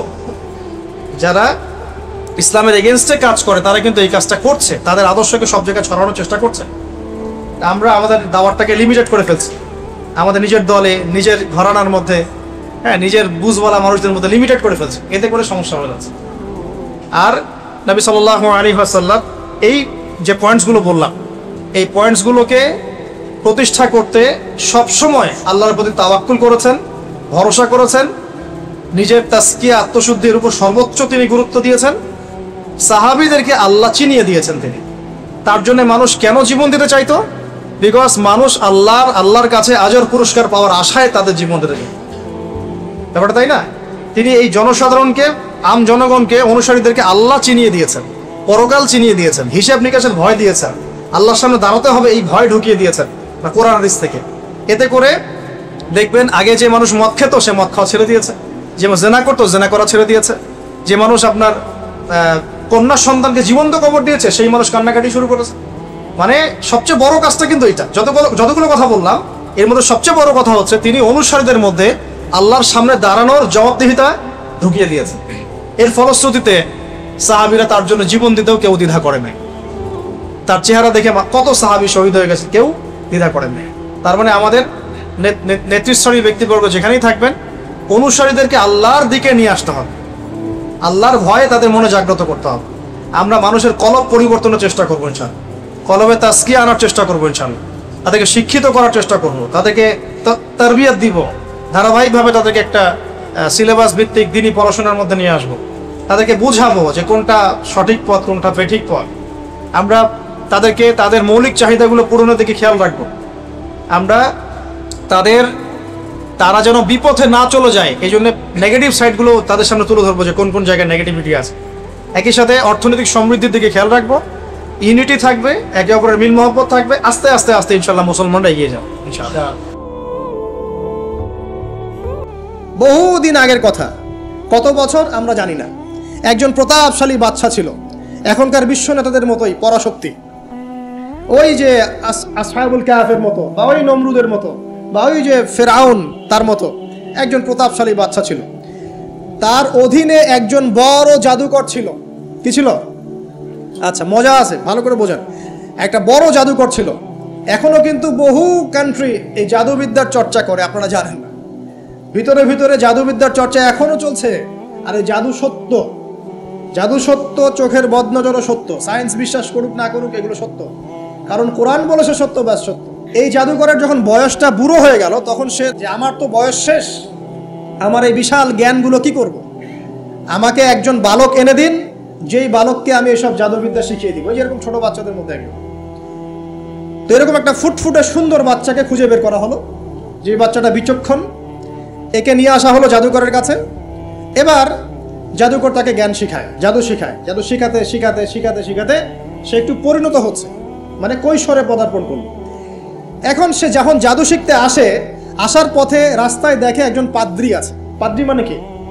পাদ্রী মানে দরবেশ, মানে যে আল্লাহ বিশ্বাস করে, হয়তো আগেকার আসমানি কিতাবে সে বিশ্বাস করত। এমন একজন পাদ্রীর সন্ধান সে পায়। সেই পাদ্রীর কাছে গিয়ে বসে। সেই পাদ্রী তাকে আসমানি কিতাবের যে মর্ম, যে বাণী, এগুলো শোনায়। তার কাছে খুব ভালো লাগে যে মাশাআল্লাহ, এটা ইমানের স্বাদ। যখন কোরআন শুনি আমাদের ভালো লাগে না, আসমানি কিতাব যখন শুনে তার কাছে ভালো লাগে। সে বলে যে আমি এটা শিখতে চাই। তখন এই পাদ্রী তাকে বলে, তুমি তো জাদু শিখতে যাও এই বাদশার দরবেশের কাছে, বাদশার জাদুকরের কাছে, যদি ওরা জানতে পারে তাহলে তো সমস্যা। তাহলে উপায় কি? যখন তুমি ওখানে যাবে, যখন দেরি হয়ে যাবে, তখন বলবে বাসার থেকে বের হতে দেরি হয়েছে, বাসার থেকে বের হতে দেরি হয়েছে। আর আমার এখানে বসে যখন বাসায় যাবে, তখন বাসায় গিয়ে বলবে যে ওখান থেকে, ওই যে জাদুকরের কাছ থেকে আসতে দেরি হয়েছে। মানে কৌশল অবলম্বন করতে তিনি শিক্ষা দিলেন। এখানে আমাদেরও নসিহত আছে। সবসময় তো আর মানে একই রকম করে চললে হবে না, কৌশলের প্রয়োজন আছে না? উদউ ইলা সাবিলি রাব্বিকা বিল হিকমা, হিকমার দরকার আছে না? সত্য থেকে সরে গিয়ে নয়, কিন্তু কৌশল তো করার দরকার আছে। তারপর সামনে যান। এবার এই বাচ্চা খুব সুন্দর করে ব্যালেন্স করলো, একবার এখানে যায়, একবার ওখানে যায়। এই করতে করতে ওই যে জাদুকরের ইন্তেকাল হয়ে গেল, মারা গেল জাদুকর। এবার এই বাচ্চার কাছে মাশাআল্লাহ অনেক এলেম কালাম আছে। এদিকে সে পাদ্রীর জ্ঞানে দীক্ষিত হচ্ছে। দীক্ষিত হতে হতে তার মধ্যে আল্লাহ পাকের প্রতি একটা পরিপূর্ণ ঈমান চলে আসে। সে মুসলিম হয়ে গেল, আলহামদুলিল্লাহ। তো মুসলিম হওয়ার পরে একদিন সে যখন বাচ্চার কাছে যাচ্ছে, রাস্তায় একটা বিশাল জন্তু দেখা যাচ্ছে। বিশাল জন্তু, কিরকম জন্তু আমরা জানি না। ঠিক ওই যে দাব্বাতুল আরদ সামনে বের হবে। কিয়ামতের 10টা নিদর্শন আছে বড় বড়, তার মধ্যে একটা হচ্ছে দাব্বাতুল আরদ, জমিন থেকে ফুঁড়ে একটা প্রাণী বের হবে। আর এখন মানুষ এগুলো বিশ্বাস করবে না, আমি জানি। 2 দিন পর নাসা যখন বলবে তখন বিশ্বাস করবে। কথা কি বুঝতে পারছেন? তবে প্রাণী এই পৃথিবীর নিচে আছে। রাসূল সাল্লাল্লাহু আলাইহি ওয়াসাল্লাম বলছেন 10টা আলামত না আসা পর্যন্ত কিয়ামত হবেই। তার মধ্যে একটা হচ্ছে দাব্বাতুল আরদ, জমিন থেকে একটা প্রাণী বের হবে। এবং এই প্রাণী শুধু বেরই হবে না, মানুষের সাথে কথাবার্তা বলবে। এবার মানুষের সাথে কথা বলবে প্রাণী। বিশ্বাস করছেন? এখন বিশ্বাস করছেন না জানি, কিন্তু প্রাণী মানুষের সাথে কথা বলবে। আল্লাহ পাক বলাতে পারেন না? পারেন। আচ্ছা, সামনে যান। ওই প্রাণী যখন দাঁড়িয়ে আছে রাস্তায়, এখন এই বালক বলছে আজকে আমি প্রমাণ করে নিব যে আল্লাহর আনুগত্যশীল ওই পাদ্রী সঠিক নাকি ওই জাদুকর সঠিক। এবার সে একটা ইট হাতে নিল, পাথর হাতে নিয়ে সে বলছে, আল্লাহ, তোমার কাছে যদি ওই জাদুকরের কাজের চাইতে এই পাদ্রীর কাজ বেশি পছন্দনীয় হয়, এই ইটের আঘাতে এই জন্তুকে তুমি মেরে ফেলো আল্লাহ। এ বলেছে বিসমিল্লাহ বলে পাথর নিক্ষেপ করলো। নিক্ষেপ করার সাথে সাথেই জন্তু ডেড। তখন তার আইন আল ইয়াকিন, হাক্কুল ইয়াকিন হয়ে গেল যে হ্যাঁ, আল্লাহর কাছে এই পাদ্রীর আমলই সবচেয়ে বেশি পছন্দনীয়। তার আর মনে কোনো সংশয় থাকলো না। কিশোর মানুষ না, কতটুকুই বা বোঝেন নাই? এবার তার মধ্যে একটা ইয়াকিন চলে আসলো এবং সে পরিপূর্ণ মুমিন, মুসলিম হয়ে গেল। এবার যখন সে রাজ দরবারে যায়, তার কাছে পেশেন্ট আসে। মানে একজন মানুষ এসেছে, সে বলছে যে আমার চোখের সমস্যা। সে চোখে হাত দেয়, হাত দিয়ে বলে যে আপনি আল্লাহর প্রতি ঈমান নিয়ে আসেন, আমি আল্লাহর কাছে দোয়া করব, চোখ ভালো হয়ে যাবে। এভাবে পেশেন্ট আসে, সে বলে আল্লাহর প্রতি ঈমান নিয়ে আসেন, আমি দোয়া করব, ভালো হয়ে যাবে। এভাবে আস্তে আস্তে তার নাম এবং খ্যাতি ছড়িয়ে পড়তে লাগলো। যেই তার কাছে আসে, সে বলে আগে মুসলিম হন, ইমানদার হন, আল্লাহর প্রতি বিশ্বাস করেন, আমি দোয়া করব, ভালো হয়ে যাবে। চোখ অন্ধ ভালো হয়ে যাচ্ছে, কুষ্ঠরোগী ভালো হয়ে যাচ্ছে, হ্যাঁ, প্যারালাইজড রোগী ভালো হয়ে যাচ্ছে, আলহামদুলিল্লাহ। নবী ঈসা আলাইহিস সালাম এমনটা করেছিলেন না? আল্লাহ পাক চাইলে করতে পারেন। একদিন ওই রাজ দরবারের একজন মন্ত্রী আসছে, এবার ওই রাজার একজন এমপি সাহেব, তার চোখে সমস্যা, সে আসছে, এসে বলছে যে আমার এই চোখের সমস্যা, আমার চোখটাকে ভালো করার দরকার, তোমার কাছে কোনো ওষুধ আছে নাকি? তো সে বলছে যে আপনি আল্লাহর প্রতি ঈমান নিয়ে আসেন, আমি আল্লাহর কাছে দোয়া করব, আপনি ভালো হয়ে যান। এবার সে আলহামদুলিল্লাহ ঈমান নিয়ে আনলো এবং সে ভালো হয়ে গেল। এই ভালো হয়ে যাওয়ার পরের দিন যখন সে আবার ওই পার্লামেন্টে গিয়েছে আর কি, ওদের তৎকালীন রাজদরবারে, এবার রাজা ওকে দেখে বলছে যে তোমার তো চোখ অন্ধ ছিল, কিভাবে শেফা লাভ করলো? তো সে বলে না কিভাবে শেফা লাভ করলো, সে বলতে চাচ্ছে না, কারণ সে আজ করছে যে বললে সমস্যা হবে। তো এক পর্যায়ে তাকে খুবই পিটুনি দেওয়া হচ্ছে, রিমান্ডে নিয়ে গিয়ে কঠিন মাইট দেওয়া হচ্ছে। এক পর্যায়ে সে মারের যন্ত্রণা সহ্য করতে না পারে বলে ফেললো যে ওই বাচ্চা, তার কাছে গিয়ে আমি আরোগ্য লাভ করেছি এবং সে আমাকে বলেছে যে তার রবের প্রতি ঈমান নিয়ে আসতে, তাহলে আমি শেফা লাভ করব। এই বাচ্চা এখন বলছে ফেরাউনের মতো যে আয়না রব্বুকুমুল আ'লা, আমি তো তোমাদের রব। নমরুদের মতো আমি তো তোমাদের রব, ঠিক আছে, আমি ছাড়া তোমাদের কে রব আছে? মা আলিমতু লাকুম মিন ইলাহিন গায়রি, আমি তো জানি না যে আমি ছাড়া তোমাদের কোনো ইলাহ আছে। এবার এই লোকটাকে হত্যা করা হলো, এই এমপি সাহেবকে হত্যা করা হলো, বিকজ সে ঈমান নিয়ে আসে। এবার সেই বালককে ডেকে আনা হচ্ছে, বলা হচ্ছে বলো তুমি নাকি তোমার রবের নাম দিয়ে মানুষের ট্রিটমেন্ট করা শুরু করেছো? তখন সেই বালক বলছে হ্যাঁ, আমি এক আল্লাহর প্রতি বিশ্বাস করি এবং তার রাসূলের প্রতি বিশ্বাস করি, তার প্রেরিত আসমানি কিতাবে বিশ্বাস করি। এখন রাজা বলছে আমি ছাড়া তোমাদের কোন ইলাহ আছে আমি তো জানি না। এই সৈন্যবাহিনী শোনো, এই বালককে ধরো, ধরে নিয়ে গিয়ে উঁচু পাহাড়ে নিয়ে যাও, ওখান থেকে ফেলে দাও। কথা বুঝতে পারছেন? এবার তাকে নিয়ে যাওয়া হলো, ক্রস ফায়ার দেওয়া হবে, এবার উপরে নেওয়া হয়েছে, একদম পাহাড়ের উপরে। এবার ওই বালক উপরে উঠে একটা দোয়া করছে, এই দোয়াটা সবাই শিখে নেন। ওই বালক উপরে উঠে দোয়া করছে আল্লাহুম্মা কফিনিহিম বিমা শি'তা, আল্লাহুম্মা কফিনিহিম বিমা শি'তা, আল্লাহুম্মা কফিনিহিম বিমা শি'তা। পাহাড় থরথর করে কাঁপা শুরু করলো এবং ওই সৈন্যবাহিনী পাহাড় থেকে পড়ে গেল, বালকের কিচ্ছু হলো না। আমি কিন্তু বানোয়াট কোনো গল্প বলছি না, এটা কোরআন থেকে বলছি এবং এটা তাফসীর, আপনি যে কোনো তাফসীর পড়েন, মারিফুল কোরআন, তাফসীর ইবনে কাসির, জালালাইন পড়ে দেখেন, জাস্ট পড়ে দেখেন আমার সাথে ডিবেট করার আগে। এবার সে বালক হেঁটে হেঁটে চলে আসলো রাজদরবারে। আবার কি ব্যাপার, তুমি মরো নাই? না, আল্লাহ আমাকে বাঁচিয়েছে, আমার রব আমাকে বাঁচিয়েছে। আবার পাঠানো হচ্ছে আরেক দল সেনাবাহিনীকে নিয়ে, যাও এবার ওকে সমুদ্রে নিয়ে আসো, সমুদ্রের মাছ সমুদ্রে ডুবিয়ে দিবে।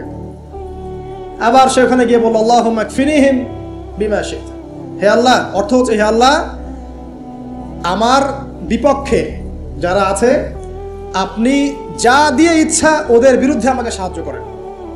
অর্থটা হচ্ছে এমন, আল্লাহুম্মা কফিনিহিম বিমা শি'তা, আল্লাহ আপনি আমার জন্য যথেষ্ট হয়ে যান, ওদের বিরুদ্ধে আমার জন্য যথেষ্ট হয়ে যান, যা ইচ্ছা তাই দিয়ে আপনি হেদায়েত করুন, মানে আমাকে হেফাজত করুন, ঠিক আছে?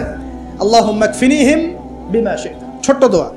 এবার ওই সমুদ্র উত্তাল হওয়া শুরু করলো এবং ওরা জাহাজ থেকে পড়ে গেল। এই বাচ্চা সেফলি আবার চলে আসলো রাজদরবারে। বিশ্বাস করছেন না? চলে আসলো। এবার আসার পরে বলছে শোনেন, আমাকে এভাবে মারতে পারবেন না, আমাকে এইভাবে মারা যাবে না, আমি আপনাদেরকে বলে দিচ্ছি কিভাবে আপনি আমাকে মারতে পারবেন। তো বাচ্চা বলছে কিভাবে মারতে পারবো বলো? তখন সেই বাচ্চাটা বলছে যে আপনি সমস্ত এলাকার মানুষকে এক জায়গায় জড়ো করবেন, মানে পুরো নেশনের যত মানুষ সবাইকে একটা মাঠে নিয়ে আসবেন, মাঠের মাঝখানে একটা গাছ রোপণ করবেন বা একটা কিছু স্তম্ভ নির্মাণ করবেন, সেখানে আমাকে বেঁধে ফেলবেন। বেঁধে ফেলার পরে আমার এই ধনুক থেকে একটা তীর বের করবেন, তীর বের করে আপনি নিজ হাতে এই তীরটাকে নিশানা দিবেন, দিয়ে বলবেন বিসমিল্লাহ আল্লাহর নামে, বিসমিল্লাহ আল্লাহর নামে, বিসমিল্লাহি রব্বি হাযাল গোলাম বলে ছুড়বেন। অর্থ হচ্ছে আমি এই রবের, আমি এই বাচ্চার রব, আমি এই বাচ্চার রব আল্লাহর নামে তীর ছুড়লাম, এটা বলে তীরটা নিক্ষেপ করবেন, তাহলে আমি মরবো, তার আগে মরবো। কথা কি বুঝতে পারছি? এবার তাই করা হলো, সমস্ত এলাকার মানুষকে এখানে জড়ো করা হলো। কথাটা ভালো করে বোঝেন, সমস্ত এলাকার মানুষ মানে কি? ওই এলাকার সব মানুষ, মানে মুমিন কাফের যে আছে সবগুলাকে একত্রিত করা হলো। করার পরে বাচ্চাটাকে এভাবে একটা জায়গায় বেঁধে দেওয়া হয়েছে, খেজুর গাছে, তাফসীরে এসেছে খেজুর গাছে। এবার সে এখান থেকে তীর বের করে বাচ্চা বলছে বিসমিল্লাহি রব্বি হাযাল গোলাম, নিক্ষেপ করলো। তীরটা ঠিক আল্লাহ পাকের দৃষ্টি দেখেন এত সূক্ষ্ম, ওইটাই বর্ণনা করেছেন, তীরটা ঠিক বাচ্চার এই জায়গায় লেগেছে, এই যে মাথার এখান থেকে লেগে এদিকে বের হয়ে গেছে। হ্যাঁ, কে বুঝি না? ছেলেটা বাচ্চা বাচ্চা, ওই বাচ্চা ছেলেটার এই যে কপালের এই পার থেকে এই পার পর্যন্ত তীর চলে গেল এবং বাচ্চাটা শহীদ হয়ে গেল আলহামদুলিল্লাহ। এবং এই বাচ্চাটা যখন মারা গেল বা শহীদ হয়ে গেল, আর সারা এলাকার মানুষ কি দেখলো? দেখলো যে বাচ্চা তাকে দুইবার চেষ্টা করে মারতে পারে নাই, কিন্তু তার রবের নাম যখন নেওয়া হয়েছে, আল্লাহর নাম নেওয়া হয়েছে, মারতে পেরেছে। দেন অ্যান্ড দেন পুরো এলাকার সমস্ত মানুষ মুসলিম হয়ে গেল। একজন বাচ্চার জীবনের বিনিময়ে সমস্ত এলাকার মানুষ ইসলামের হেদায়েত পেয়ে গেল আলহামদুলিল্লাহ। এবার বাচ্চার মাথা তো আরো খারাপ, একটাকেই সামলাতে পারছিলাম না, এবার তো সমস্ত এলাকার মানুষ মুসলিম হয়ে গেছে। এখন কি করবেন? এখন সেনাবাহিনীকে আদেশ করা হয়েছে সমস্ত মানুষগুলোকে জড়ো করো, জড়ো করে একটা গর্ত খোঁড়ো, একটা গর্ত খুঁড়ে সেখানে আগুন জ্বালাও, আগুন জ্বালিয়ে সমস্ত মানুষকে ফেলে দাও। দৃশ্যটাকে কল্পনা করতে পারছেন? একটা পুরো এলাকার মানুষকে একটা মাঠের মধ্যে একত্রিত করে সেখানে আগুন জ্বালিয়ে সবাইকে সেখানে ফেলে দেওয়া হলো এবং তারা চতুর্দিক থেকে এটাকে অবলোকন করতে লাগলো, মজা উপভোগ করতে লাগলো। এটাই আল্লাহ পাক বলছেন, কুতিলা আসহাবুল উখদুদ ইয হুম আলাইহা কুউদ ওয়া হুম আলা মা ইয়াফআলুনা বিল মুমিনিনা শুহুদ। শেষ পর্যায়ে তাফসীরে এসেছে, শেষ পর্যায়ে একজন মায়ের কোলে একটা ছোট্ট বাচ্চা ছিল। তো সেই মা নিজে লাভ দিবে এটাতে তার কোনো সমস্যা নেই, কিন্তু বাচ্চাটাকে নিয়ে লাভ দেওয়ার জন্য সে ইতস্তত বোধ করছে। তখন আল্লাহ রাব্বুল আলামিন সেই ছোট্ট বাচ্চাটার কোলে, সেই ছোট্ট বাচ্চাটার জবানের মধ্যে আল্লাহর কুদরত নিদর্শন নাজিল করলেন। ওই বাচ্চাটা কথা বলা শুরু করলো। সেই বাচ্চাটা বলল, লা তাখাফি ইয়া উম্মা, এটা শব্দটা এমন এসেছে, ইয়া উম্মা, হে আমার মা, লা তাখাফি, তুমি ভয় করো না, ফাইন্নাকি আলাল হক, কারণ আপনি সত্যের উপর আছেন, লাভ দিন। যারাই সে অগ্নিকুণ্ডে সেদিন লাভ দিয়েছে তারাই জান্নাতের স্বাদ পেয়েছে আলহামদুলিল্লাহ। এই হলো আসহাবুল উখদুদের ঘটনা, যেটা আল্লাহ রাব্বুল আলামিন সূরা বুরুজের মধ্যে বলেছেন। এখানে একটাই শিক্ষণীয় বিষয়, ঈমান এর শক্তি একজন ছোট্ট বালকের মধ্য দিয়ে কিভাবে আল্লাহ রাব্বুল আলামিন পুরো নেশনকে হেদায়েত করতে পারেন। এবং আল্লাহ রাব্বুল আলামিন সমস্ত পরিকল্পনার উপরে মহা পরিকল্পনাকারী, এবং আল্লাহ সুবহানাহু ওয়া তাআলা তাদেরকে চিরস্মরণীয় করে রেখেছেন কোরআনের পাতায়। কিয়ামত পর্যন্ত মানুষ এই ঘটনা পড়বে, তাদের থেকে শিক্ষা গ্রহণ করবে না? তো আল্লাহ রাব্বুল আলামিন সবচেয়ে বেশি স্মার্ট না আমরা সবচেয়ে বেশি স্মার্ট? এরপরে আল্লাহ রাব্বুল আলামিন বলছেন যে তারা ঈমান আনা ছাড়া অন্য কোনো অপরাধ করে নাই। এই মুমিন যারা ছিল, আগুনে লাফ দিয়েছে, এদের কি কোনো অপরাধ ছিল? এদের কোনো অপরাধ ছিল? কি অপরাধ ছিল? তারা শুধুমাত্র কি ছিল? মুমিন ছিল। ঈমান আনার ফলে তাদের এই পরিণতি হয়েছে, তাদেরকে অগ্নিকুণ্ডে লাফ দিতে তারা বাধ্য হয়েছে। যারা দিয়েছে তারা কি জান্নাতি না জাহান্নামী? জান্নাতি। ওই যে বালক যে একা দৃষ্টান্ত স্থাপন করে গেল এবং পুরো নেশনকে হেদায়েত দিয়ে গেল, এই বালক সফল না ব্যর্থ? আল্লাহ রাব্বুল আলামিন যদি চান তাহলে এরকম একজন দুইজন মানুষকে দিয়েও পুরো নেশনকে হেদায়েত করাতে পারেন। এবং যেটা হয়ে গেছে আগে সেটা এই যুগেও সম্ভব। সম্ভব না? শুধু সম্ভবই না, বরং আপনাদের চোখের সামনে এটা হয়েছেও, কিন্তু আপনারা সেটা বুঝতে পারেন নাই। আপনাদের চোখের সামনে যুগের পর যুগ এমন ঘটনা ঘটেছেও, কিন্তু আপনারা হয়তো বুঝতে পারেন নাই, ধরতে পারেন নাই। আল্লাহ রাব্বুল আলামিন এমন মানুষদেরকে দিয়ে পুরো নেশনকে হেদায়েত করেন। কিছু মানুষকে আল্লাহ পাক পরীক্ষায় ফেলেন, তাদের মধ্য দিয়ে আল্লাহ পুরো নেশনকে হেদায়েত করতে পারেন। তো আল্লাহ পাক এখানে বুরুজ বিশিষ্ট আসমানের কসম করে বলছেন, ওয়াল ইয়াউমিল মাউউদ, এবং আমি আরো কসম করছি প্রতিশ্রুত দিনের। ইয়াউম মানে দিন, মাউউদ মানে হচ্ছে যেই দিনটার ওয়াদা করা হয়েছে, মানে প্রতিশ্রুত দিন। এটা কোন দিন? কিয়ামতের দিন। শুকরিয়া। ওয়াল ইয়াউমিল মাউউদ মানে হচ্ছে কিয়ামতের দিনের কসম। কিয়ামতের দিনটা কি? একটা বাক্য উত্তর হচ্ছে ইয়াউমা লা তামলিকু নাফসুন লিনাফসিন শাইআ। কিয়ামতের দিন এমন একটা দিন যেই দিন কোনো নফস, মানে কোনো সত্তা অন্য কোনো সত্তার যাররা পরিমাণ উপকার করতে পারবে না।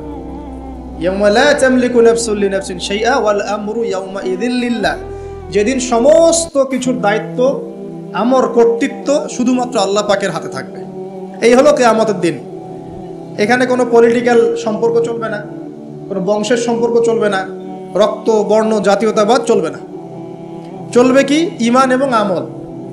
ঈমান এবং আমল, এর উপরে আল্লাহ পাক যাকে রহম করবেন সেই জান্নাতে যেতে পারবে। মানুষ তার আমলের বদৌলতেও জান্নাতে যাবে না। মানুষ তার আমলের বদৌলতে কখনো জান্নাতে যাবে না যদি না আল্লাহ পাক তাকে রহম করেন। একজন আবেদ ব্যক্তির ঘটনা